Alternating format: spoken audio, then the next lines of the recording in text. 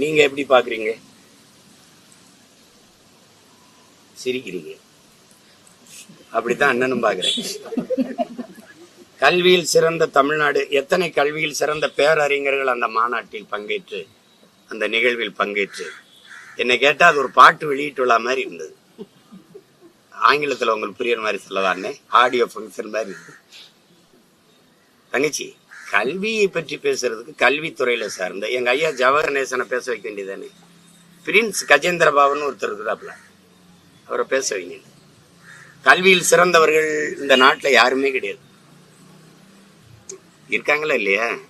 இருக்காங்கல்ல, அவங்கள யாரையாவது பேச வைக்க வேண்டியதானே.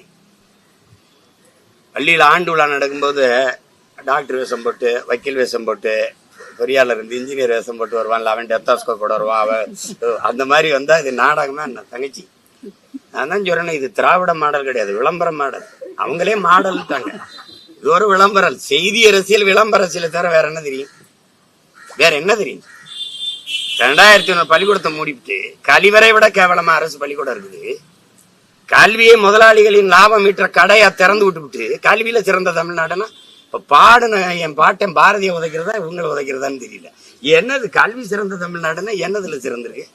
50,000 பேர் தாய்மொழியில தேர்வு எழுத வரல 10th படிச்சுட்டு வெளியில வர, பட்டம் படிச்சுட்டு வெளியில வரவனுக்கு தாய்மொழி எழுத படிக்க தெரியல. என்ன சிறக்குது கல்வியில? என்ன சிறக்குது? என்ன சிறக்குது சொல்லுங்க. ஒரு வகுப்பு போய் படிக்கணும்னா பணம் இவ்வளவு கட்டணும். முதலாளிகளினுடைய லாபம் ஈட்டுற சந்தையாக்கி விட்டுட்டு கல்வியில சிறக்குது தமிழ்நாடு. அதுல பாத்தீங்கல்ல, 5 நாளும் சாம்பாராம், எல்லாத்துக்கும் ஒரே டிஷ்ஷா. தங்கச்சி, இது ஒரு உப்மா கம்பெனி தங்கச்சி. இவங்கள போய் காலை உணவு போட்டு சமூக நீதியை காத்து, சமூக நீதி தெரியுமில்ல, கட்டடத்துக்கு பேரு செங்கல் சிமெண்ட் சாந்துக்கு பேரு சமூக நீதி. அதுவும் தாழ்த்தப்பட்ட பிள்ளைகள், ஆதி தமிழ் பிள்ளைகள் அமர்ந்து படிக்கிற கட்டடத்துக்கு பேரு சமூக நீதி. சமூக நீதியை காப்பாத்தினா சமமா உட்காந்துலடா எல்லாம் படிக்கணும். என்னையா உன் சமூக நீதி? சமகால நீதி. கட்டடத்துக்கு பேரு சமூக நீதினு வச்சா சமூக நீதி வந்துருமா? வந்துருமா?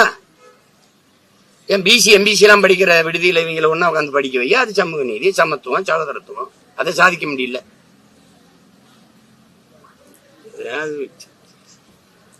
காலையிலே ஏதோ கல்வியை பத்தி, கல்வியில் சிறந்த மகான்கள், பேரறிஞர்கள் பேசும்போது நம்ம கேட்டுக்கிற வேண்டியதுதான். அப்படியா அப்படியா? அதுல ஒருத்தர் இளையராஜா படிச்சாரா, சச்சின் டெண்டுல்கர் படிச்சாரா, ரகுமான் படிச்சாரான்னு கேக்குறாங்க. அவங்களெல்லாம் அவங்க பேச்ச அவங்க நம்பிராதீங்க. நான் என்ன சொல்றேன்னே நீங்க அதுல வாங்கல. நீங்க படத்தை எடுத்துட்டா பெரிய கல்வி அறிஞர்னு நினைச்சிட்டு வந்து கருத்து சொல்லிடுற. நான் என்ன சொல்றேன்னே உனக்கு புரியல. நீ அந்த மேடல் நின்று பேசுறதுக்கு யாரு? நீ ஒரு படத்தை இயக்கிருக்க, இயக்குனர், அவ்வளவுதான். அதுக்கு என்ன காரணம்? நீ படிச்ச கல்விய என்ன? எது காரணம்? தனித்திறன் ஆற்றலை வளர்த்துக்கிறணும். என்ன சொல்றேன்னு தெரியல, முழு பேச்சையும் கேட்கறது இல்ல. ஏதோ கேட்டு ஒரு கருத்தை சொல்லி கைதட்டு வாங்கிடணும். சரி, முதலமைச்சரும் துணை முதலமைச்சரும் வாங்கின கல்வி தகுதி என்ன? தம்பி உதயநிதியே பேசுறாப்புல, என்னோட வகுப்பு சொல்ல படிச்சாப்புல, வக்கீல் ஆயிட்டாப்புலன்னு. படிச்சு வக்கீல் ஆயிட்டா, படிக்காம நான் டிப்டி சீஃப் மினிஸ்டர் ஆயிட்டேன், துணை முதல்வர் ஆயிட்டேன். அதானே அதுக்கு பொருள்? அதானே அதானடா. சென்னையில் உள்ள முக்கிய சாலைகளுக்கு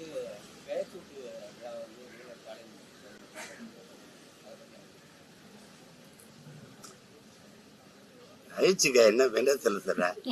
இந்த கடற்கரை கிழக்கு கடற்கரை சாலை இருக்குல்ல, அது உண்மையான பேர் என்ன தெரியுமா? ராஜராஜன் பெருவீதி. வரலாற்றுல பேரு ராஜராஜன் பெருவீதி. அதுக்கு ஐயா வச்ச பேர் என்ன தெரியுமா? ராஜீவ் காந்தி சாலை. அது கிழக்கு கடற்கரை சாலைன்னு வச்சிருந்திருக்கலாம். இப்ப வச்சிருக்க பேர் என்ன தெரியுமா? ஐயா கருணாநிதி அவர்கள் பேரை வச்சிருக்காப்புல. எங்க ஊர்ல வந்து தம்பி 80 வயசு 85 வயசு போனா என்ன கேட்டாலும் கொடுக்க ஆரம்பிச்சிரும். சாராயம் கேட்டா கொடுப்போம், கறி சாப்பிட்டா கேட்டாலும் கொடுப்போம், மீன் கருவாடி எது கேட்டாலும் கொடுப்போம். ஏன்னா எங்க அப்பா தாத்தா எல்லாம் சொல்லுவோம், பெரியவங்களாம் விடுப்பான்னு ஒரு 4-5 சந்தைக்கு இருப்பாப்ல. அது நல்லது வல்லதை கொடுங்கப்பா, கடைசி காலத்துல வாய்க்கு ருசியா சாப்பிட்டு போகட்டும்னு. அப்படி இன்னும் கொஞ்ச நாள் இருக்க போறாங்க. அவங்க இஷ்டத்துக்கு பேரை வச்சுட்டு போக வேண்டியதுதான். நீங்க நாடக உலகின் தந்தை சுவாமி சங்கரதாசன் என் தாத்தனுக்கு பேர் இருந்ததுல, அந்த கலைமன்றத்து பேர் எதுக்கு மாத்தினீங்க? எல்லா சிலையும் தெருவில் இருக்கு, எங்க தமிழ் தாய் சிலையை எதுக்கு இடிச்ச? அப்ப சேட்டை தானே. ஜல்லிக்கட்டுக்கும் ஐயா கருணாநிதிக்கு என்ன சம்பந்தம் இருக்கு? எதுக்கு அந்த வளாகத்துக்கு ஏன் தாத்த மூக்காயத்தவர் வேற வைக்கல? 4ஆம் தமிழ்ச்சங்கம் வச்சு தமிழ் வளர்த்த என் பாட்டன் வள்ளல் பாண்டித்துரை தேவர் இருக்கான்ல, அவன் பேர அந்த கட்டின நூலகத்துக்கு ஏன் வைக்கல? எல்லாத்துக்குமே உங்க அப்பா. அப்ப என்ன நினைக்க தோணுது? சரி வச்சு அழகு பார்த்துட்டு போங்க. மொட்டை அடிக்கிறதுக்கு முன்னாடி நல்லா சீவி கீவி பூ வச்சு ஒரு போட்டு போடுவான். 1/2 மணி நேரத்துல மொட்டை அடிக்க போறோம், அதனால நல்லா நல்லா ஒரு போட்டோ கூட எடுத்துக்கடாடே. அது அந்த கதை தான். அது அதனால ரசிச்சுக்க. இது எத்தனை நாளைக்கு இருக்கும்? நீங்க வச்சுட்டு போனா நான் வந்து மாத்துவேன் தம்பி, நான் வந்து மாத்துவேன். இப்ப நான் சொன்னல இந்த பேரெல்லாம் வைப்பேன். அந்த ஜல்லிக்கட்டு வளாகம் சரி கட்டிட்டாங்க, நம்ம காசு தான் போறா. தாத்த மூக்காயத்தவர் போடுவேன். கல்வி தந்தை. இங்க என்ன பேரு? வள்ளல் பாண்டித்துரை. 4ஆம் தமிழ்ச்சங்கம் வச்சு தமிழ் வளர்த்த பாட்டன் வள்ளல் பாண்டித்துரை தேவர் நூலகம் போடுவேன். என்ன பண்ணுவ நீ? ஆசைப்படுறாரு, வச்சு அழகு பார்க்கிறாரு. தமிழ்நாட்டில் செயல்படுத்தப்பட்டுள்ள காலை உணவு திட்டத்தை தெலுங்கானால அவரை நினைச்சு நான் வருந்துறேன். நாங்க தான் சோத்துக்கு செத்த பயமக்களா இருக்காங்க, அவங்களையாவது தன்மானத்தோட வாழ விடணும். காலை உணவு உப்புமா தானே. காலை உணவு சாப்பிட்டுட்டு வர முடியலடா என் மகனும் பள்ளிக்கூடத்துக்கு. அப்ப எவ்வளவு வறுமையில என் ஆத்தால் அப்படி வச்சிருக்க? காலை ஒரு உணவு சாப்பிட்டுட்டு வீட்டுல இருந்து வர முடியல.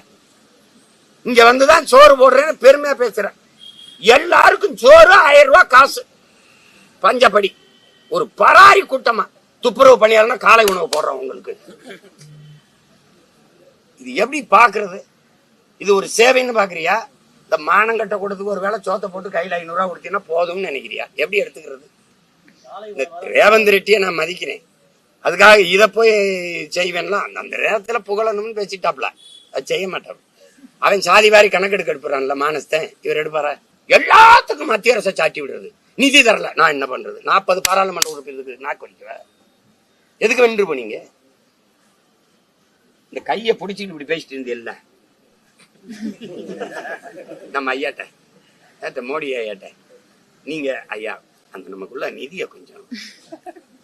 செய்திகளை உடனுக்குடன் தெரிந்து கொள்ள கீழ்கண்ட கேபிள் மற்றும் DTH நெட்வொர்க்குகளில் எம்நாடு செய்தி தொலைக்காட்சியை காணுங்கள்.